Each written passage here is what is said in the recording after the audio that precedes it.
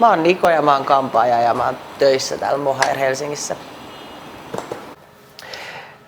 Mä oon siis aina halunnut kampaajaksi, mutta ja nuorempana opiskelinkin, mutta sitten mä tein samaan aikaan töitä yökerhomaailmassa, niin se yökerhomaailma viehätti siihen aikaan huomattavasti enemmän ja sain vasta sitten aikuisena opiskeltua opiskelut loppuun. Yrittäjäksi ryhtyminen oli itsestään selvää periaatteessa, koska alan palkkaus TESin mukaan on todella huono. Et en mä näe siinä mitään järkeä. Mä oon toiminut yrittäjänä heti periaatteessa koulun jälkeen. Perustin toiminimen ja montas vuotta tästä nyt on tullut? 6 vuotta, 7 vuotta. Joo, siis eri paikoissa, eri liikkeissä.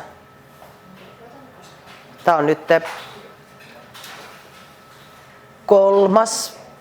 semmoinen niin pidempiaikainen, jos ei laske semmoista yhtä kampaamaa, missä oli vähän niin kuin evakossa muutaman kuukauden.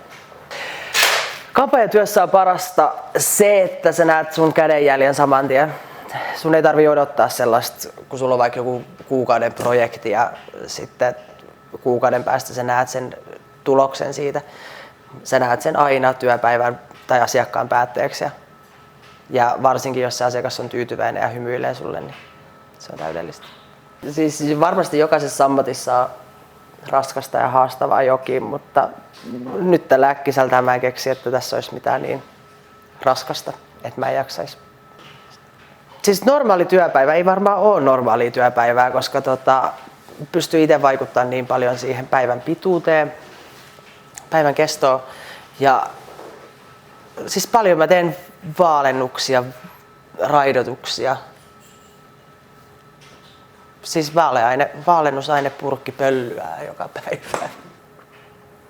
Mä koen omaksi vahvuudeksi tuommoiset vapaan käden tekniikan raidat, palajasvärjäykset, raidotukset. Ja ne on myös, mitä mä teen periaatteessa päivittäin. Siis suurin osa ajanvarauksista tulee nettiajanvarauksen kautta.